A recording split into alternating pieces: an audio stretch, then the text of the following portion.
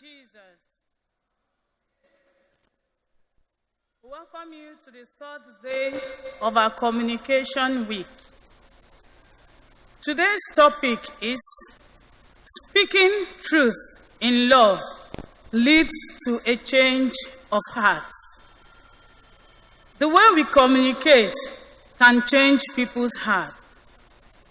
Communication in this context is not only by spoken words, it can also be non-verbal and our actions. In today's first reading, Acts of the Apostles chapter 16, from verse 22 to 34, we know about the famous Bible story of Paul and Silas in prison. Paul and Silas' actions made the jailer to have a change of heart, and he was converted. The question now is, how do we speak to people that will make them to change their hearts positively? Our discussion this evening is how to speak to lapsed Catholics and bring them back to the church. Remember, the communication we are talking about is both by spoken words and by our actions, the way we behave to people. How much are we doing as a church to bring people, especially our lapsed Catholics, back to the church? 1, by identifying those common occasions when people visit the church. We know that 80% of our separated brethren were Catholics before. When you ask them, they will say, I married in the Catholic Church, but now. So, when we are having such occasions like birthdays, weddings, funerals, they come to the church with their relatives. Maybe if it's their daughter or their brother, they visit the church. So, occasions like this, we need to do something that will make them to say, I have missed this church. Let me have a change of heart. Let me come back to the church. Occasions like this are to be considered as educable moments of encounter for the church to help lapsed Catholics reconnect with their roots and also reaching out in love to non-Catholics. In order to achieve this, dioceses should come out with pastoral plans. Priests are to grow this awareness in all liturgical ministries. During such celebrations like birthdays, weddings, and funerals, priests should be at their best with the aim of speaking the truth that will make lapsed members to have a change of heart. It's not doing funerals or weddings that a priest will now be announcing that the choristers, the choir in this church, they are not doing well. Or, hey, you stop. No. When we are having occasions like this, our priests should be at their best in speaking. Other ministers should also be at their best while officiating. We know other ministers that assist during the Mass. The lectors, the choir, the ushers, and so on. Communications to us during all our celebrations.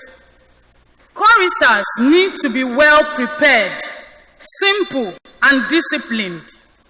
Celebrants should not be allowed to take the psalm or special song at the choir stand. It is a form of distraction. Ushers should be polite and address people politely. Lectors should also be at their best while proclaiming the word of God. In view of the need to be at our best, the common practice whereby non-commissioned lector or even the celebrant or their children are allowed to take readings or psalms should be avoided. Experience has shown that by allowing family members to take readings, we end up making a caricature of the liturgy, leading to unavoidable distraction and embarrassment. If you come here during some service of song, I don't know, you see people coming to read. Some they blab. You see, those people that read, it's not that they are educated, but they practice. They know that they are reading the Word of God. So they are commissioned to do that. They are ministers. It is not just a normal role. When we allow these dramas in the church on such occasions, remember, these occasions we're trying to bring people back to the church. So when we now start acting some funny things in the church, we demarcate the faith and the church. Practicing such anomalies, we make those who left the church to have a negative change of heart and be reinforced to see reasons why they should not return to the church. On the contrary, if things go well, the sermon, the singing, the reading, courtesy from the ushers, a fire of hope may be lit in the heart of that brother or that sister, and he or she may be thinking of how to come back home. The church should also have a trained committee or administrator that answers the parish calls.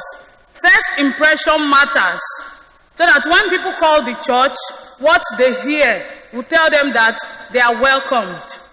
In view of all of these points mentioned above, parishes are advised to use the front inner page of all liturgical brochures and bulletins as Know Your Faith Corner. There should be welcoming message to all those who may want to return to the faith or want to know more about the faith. There should also be a group of well-trained persons to guide these people back home. People like the legionaries, they should train them well to welcome new members back to the church. Then another point is, how are we encouraging the work of legionaries in our communities? The church can also bring back lapsed Catholics through the help of legionaries. The duties of the legionaries cannot be overemphasized. They are at the forefront of the battle. Through the help of legionaries, lots of lapsed Catholics have come back to the faith. Therefore, we should encourage people to join the pious group named Legion of Mary. A church that has a strong legionaries is going to do a lot, because these people visit homes. They can take 2 years to convert one person. So we should do something about letting people know about the Legion of Mary. What are the things driving people out of the church, driving people to the shrine? People leave the church because of different reasons. Some people, they did not get help. They meet you, I need this, your action to them, they leave the church. Some people need better life. I have been in this church. This, my friend, I'm not making it. Let me go. My friend left last year to this other church. She is now doing well. Then, lastly, what can the church do about to stem the tide, to stop people from leaving the church? Can the church stop people from leaving the church? The church, we only try to stop people. The church should continue to speak the truth, to tell people the truth. And the truth is, we should help one another. We should not compromise. The message we are asked to teach in the church is the message of Christ. And the message of Christ is the message of truth. We should not compromise. We should let people know that in life, there will be trials and tribulations, the realities of life. So you cannot say, I want to leave the church because I am sick, and because they did not give me this in the church. We cannot be giving everybody what they need in the church.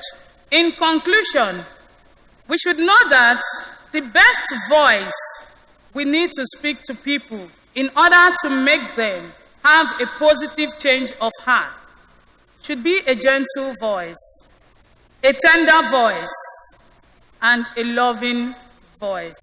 Thank you very much.